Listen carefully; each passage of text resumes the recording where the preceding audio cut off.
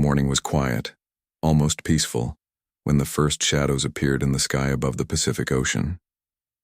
Captain J. Park stood on the deck of the USS Coral Sea, his weathered hands gripping the metal railing.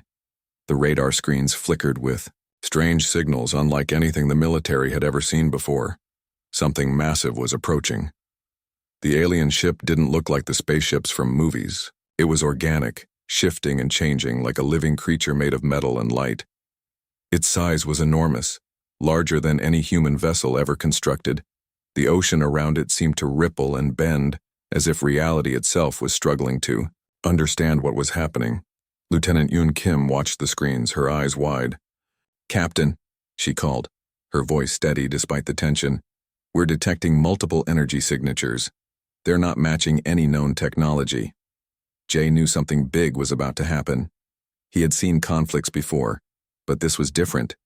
This was something humanity had never experienced. The first attack came without warning. Bright plasma bolts erupted from the alien ship, striking military installations around Hawaii. Pearl Harbor, which had once been devastated by another surprise attack decades ago, was once again under siege, but this time the enemy was not human. Alarms screamed across military bases. Soldiers who had trained for conventional warfare suddenly found themselves facing something completely alien. Tanks rolled out, fighter jets scrambled, but everything seemed almost primitive compared to the technology descending from the sky. In Tokyo, government officials were scrambling. In Beijing, military commanders were preparing defensive strategies. The entire Pacific Rim was awakening to a threat that no one had anticipated. The alien ship didn't just attack. It communicated, but not in any way humans could understand. Strange signals broadcast across all frequencies, a complex language of light and mathematical patterns that made no sense to human communication systems. Captain Park knew they were outmatched. The alien technology was centuries, perhaps millennia, ahead of human capabilities. Their weapons could slice through military defenses like they were paper. Their movement defied everything known about physics. "We need to understand their communication," Yoon said, working frantically on decoding the alien signals. Her fingers moved across holographic interfaces, trying to find some pattern, some meaning. The first ground troops arrived within hours. But these were not typical soldiers. They were a special rapid response team, trained for unexpected scenarios. Their equipment was advanced, quantum-enhanced body armor, experimental pulse weapons that the military had been developing in secret. As the alien ship continued its approach, smaller craft began to emerge. They looked like living machines, moving with an intelligence that suggested they were more than just vehicles. Each craft was like a drop of liquid metal that could change shape at will. Military bases across the Pacific were reporting similar encounters. The aliens weren't just attacking. They seemed to be studying, analyzing, probing human defenses with calculated precision. In Hawaii, civilians were being evacuated. Entire cities were transforming into military zones. The calm tourist paradise was now a potential battleground for humanity's first extraterrestrial conflict. Captain Park made a decision. "Prepare all defensive systems," he ordered. "We might not understand them, but we'll show them humans don't surrender easily." The alien ship continued its slow, deliberate approach. It wasn't just a vessel of war. It seemed to be a living entity, analyzing, calculating, waiting. Lieutenant Kim finally noticed something interesting in the signal patterns. "Captain," she said, "I think they're trying to communicate, but not with weapons, with information." The first day of the alien arrival would be remembered forever, not as a day of complete destruction, but as the moment humanity realized it was not alone in the universe. The Pacific Ocean, which had been a silent witness to countless human conflicts, was about to become the stage for humanity's most significant encounter. And no one knew exactly what would happen next. As the alien ship continued its approach, casting long shadows over the blue waters, one thing was certain: nothing would ever be the same again. The battle for Earth's survival had just begun. The research facility was hidden deep beneath Okinawa's mountains, a maze of concrete and advanced technology. Dr. Hyun Kwan worked tirelessly, surrounded by fragments of alien technology that looked more like art than machinery. Pieces of the destroyed alien scout ships were spread across long metal tables, each component a puzzle waiting to be solved. Outside, the world was changing. Major cities across the Pacific had become military zones. The alien invasion had shown humanity how vulnerable they were, but it had also sparked something unexpected, an incredible drive to understand and adapt. Hyun's team was not just trying to reverse engineer alien technology. They were reimagining human capabilities. Each alien component they examined revealed layers of complexity that challenged everything scientists knew about physics, communication, and energy transfer. "Look at this," Hyun said to his assistant, Park Soo holding up a small metallic fragment that seemed to change color depending on the angle of light. "It's not just a material, it's a living system." The military had given them an impossible task: understand and adapt alien technology within weeks, not years. Traditional research methods were too slow. They needed to think differently. In another part of the facility, engineers were experimenting with quantum processors salvaged from alien wreckage. These weren't just computer chips, they were thinking systems that could process information in ways human technology had never imagined. Satellite communications around the world were being upgraded. Military networks were being transformed. The alien invasion had become an unexpected catalyst for human technological evolution. Young scientists who had previously worked on theoretical projects were now at the forefront of humanity's survival. College students were being recruited directly into research teams. Age didn't matter anymore, only innovative thinking. Hyun remembered the first breakthrough, a small device that could translate alien communication signals. It wasn't perfect, but it was a start. They were learning to speak a language that wasn't spoken, but transmitted through complex energy patterns. The military was watching closely. Every discovery could mean the difference between survival and extinction. Experimental fighter jets were being redesigned. Defensive systems were being completely reimagined. In Tokyo, another research team was working on energy shield technology. They had discovered that the aliens used a form of energy manipulation that was more like bending reality than traditional power generation. "We're not just copying their technology," Hyun would tell his team. "We're understanding the principles behind it and then creating something uniquely human." Weapons development had taken a dramatic turn. Instead of just creating more powerful guns, scientists were developing systems that could predict and counter alien attack patterns. Quantum entanglement communication systems were being tested that could send information faster than light. The aliens had come expecting an easy conquest. Instead, they had awakened humanity's most powerful weapon: adaptability. Park Soo managed to create a small device that could temporarily disrupt alien technology. It wasn't much, but it was proof that humans could fight back. Each small victory gave more hope. Military training was changing. Soldiers were now being taught to think like scientists, to adapt quickly, to see technology as a living, changing system. Traditional military strategies were being thrown out. This was a new kind of warfare. Hyun worked around the clock. Sleep was a luxury he couldn't afford. Every minute counted. Outside the research facility, the world was waiting, hoping that these scientists could find a way to protect humanity. The alien technology was complex, but humans were proving to be even more complex. Where the aliens saw a straightforward conquest, humans saw an opportunity to evolve. By the end of the first month, the research teams had transformed several key technologies: defensive systems that could adapt in real time, communication networks that could predict and counter alien signals, energy systems that could rival alien power generation. Humanity was learning to fight back, not just with weapons, but with intelligence, creativity, and an unbreakable spirit of survival.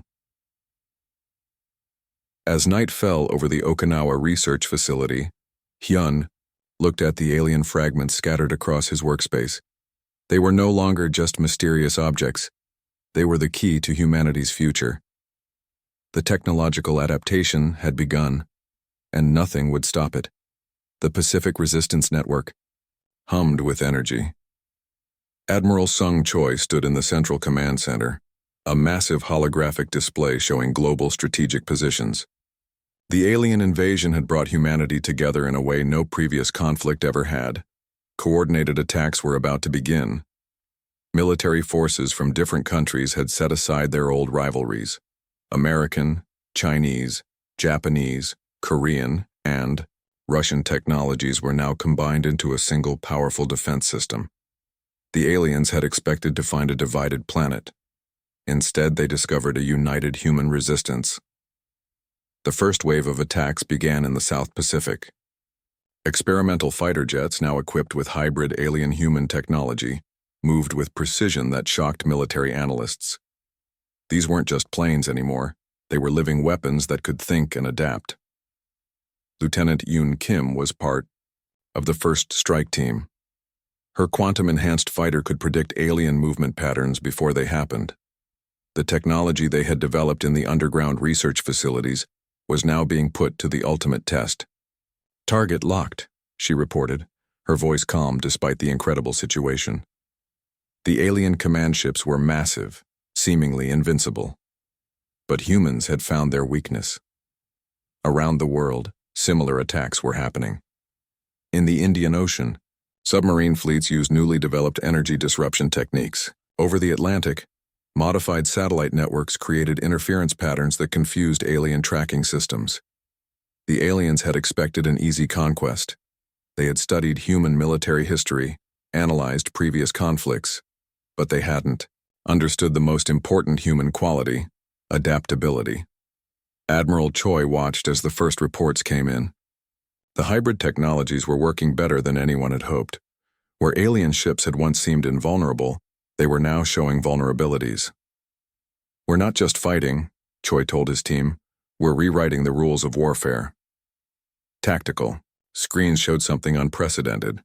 Human forces were no longer just defending, they were attacking. Each strike was calculated, precise, using technologies that the aliens couldn't predict or understand. In the research facilities across the Pacific, scientists celebrated small victories. Every alien system they disrupted was a step closer to survival.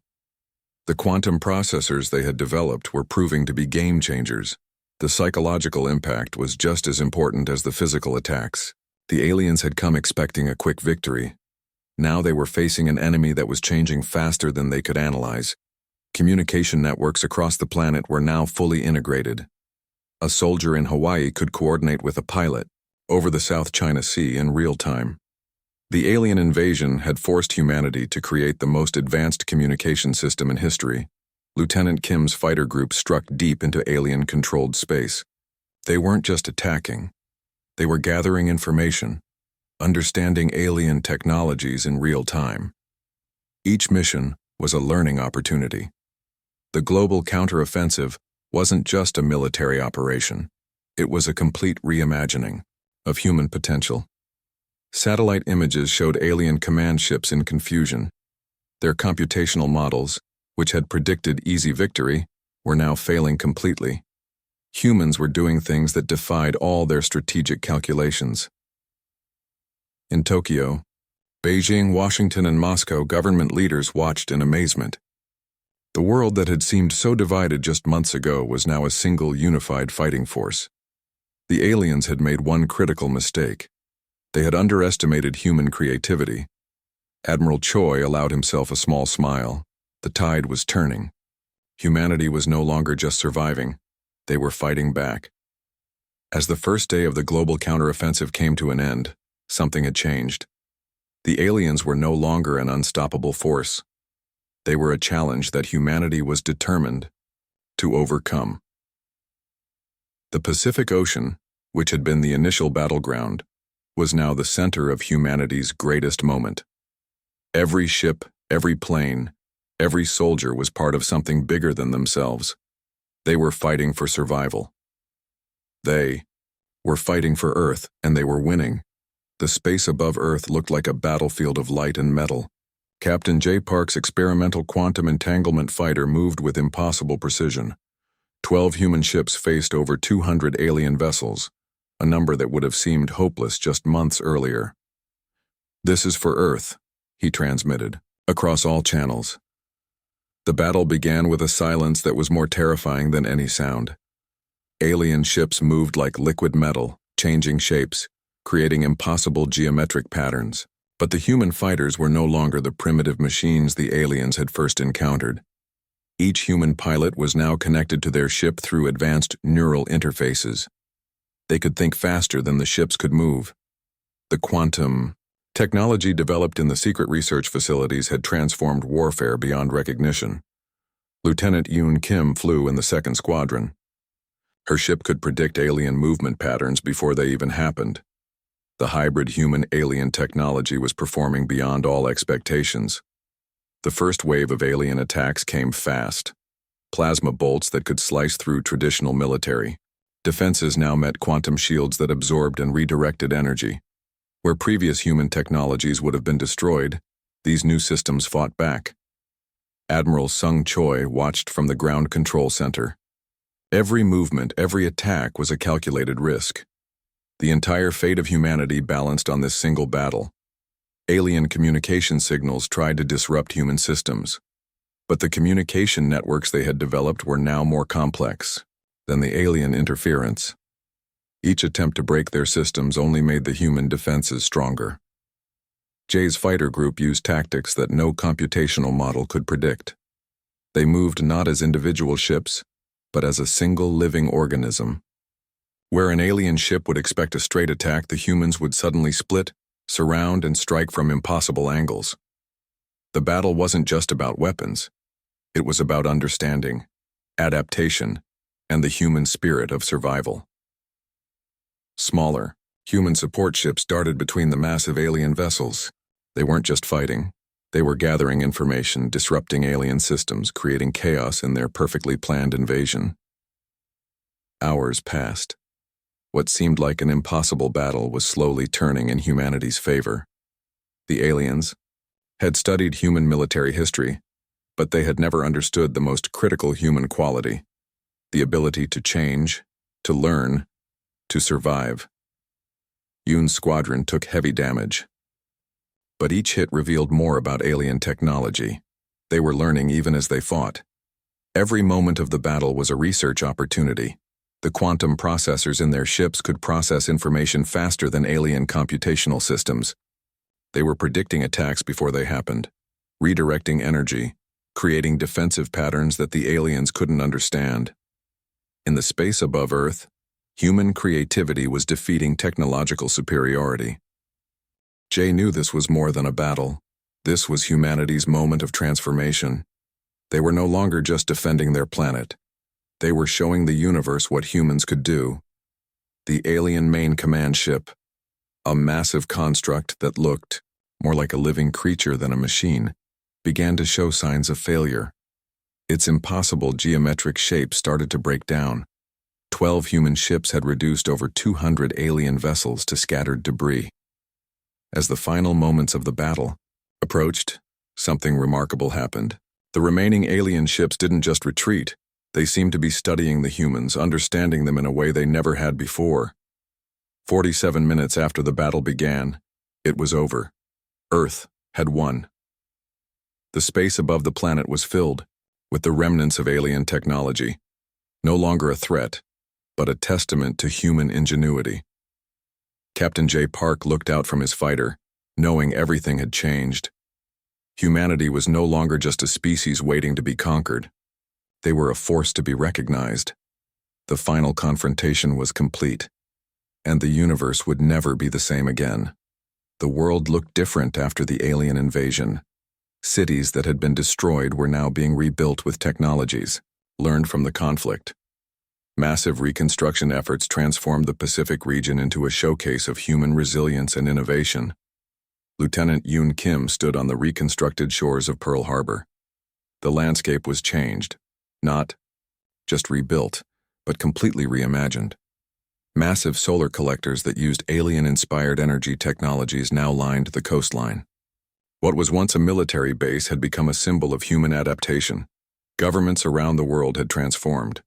Old national boundaries seemed less important now.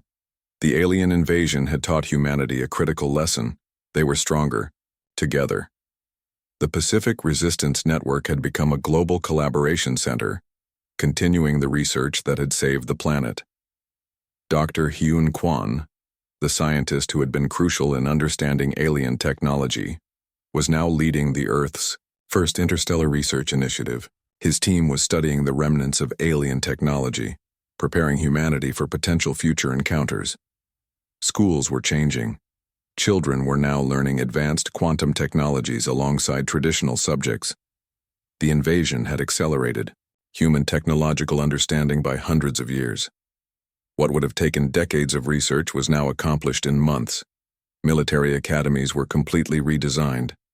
Future soldiers would be part scientist, part warrior, trained to think, adapt, and understand complex technological systems. The old ways of warfare were gone forever. The alien survivors who remained became unexpected diplomatic assets. They shared information about their civilization, helping humans understand the broader universe. What had started as an invasion had turned into an unexpected cultural exchange. Captain J. Park, the fighter pilot who had been crucial in the final battle, was now training a new generation of space defense specialists. His experiences had become required learning for anyone wanting to understand humanity's first extraterrestrial conflict. Cities around the Pacific Rim showed the most dramatic changes. Tokyo, Honolulu, Shanghai, and Seoul were now interconnected in ways never imagined before. Massive research centers rose where military bases once stood. The destruction had created an opportunity for complete reimagination. Global communication systems had been revolutionized. The quantum communication technologies developed during the conflict now allowed instant, secure communication across unprecedented distances. The world felt smaller, more connected. Economic systems were changing. The technologies developed during the conflict were creating entirely new industries. Companies that had once competed were now collaborating on projects that would have seemed impossible just a year earlier. Alien technology fragments were carefully studied in research centers around the world. Each piece was a potential breakthrough, a window into technologies far beyond human understanding. Scientists worked with excitement, knowing each discovery could change everything. The psychological impact was significant. Humanity had faced an impossible challenge and survived. A new confidence spread across the planet. People understood, now that they could overcome seemingly insurmountable obstacles. Environmental technologies saw massive improvements. The energy systems developed to fight the aliens were now being adapted to address climate challenges. The invasion had accidentally provided solutions to problems humans had struggled with for decades. International space programs received unprecedented funding. The successful defense against the alien invasion had shown the importance of space, exploration, and defense. Missions that were once considered too expensive were now seen as critical investments. Yin Kim looked out over the ocean, thinking about how much had changed. The world was no longer the same place it had been before. The invasion, humanity had been tested and had proven its incredible potential. The remnants of alien ships that had been carefully preserved told a story of survival, adaptation, and human creativity. Museums around the world displayed these artifacts, reminding people of the moment humanity had proven its worth to the universe. As the sun set over Pearl Harbor, the rebuilt landscape told a story of hope. The alien invasion was no longer seen as a moment of destruction, but as a turning point in human history. Humanity had not just survived, they had transformed, and the universe was about to discover just how remarkable humans could be.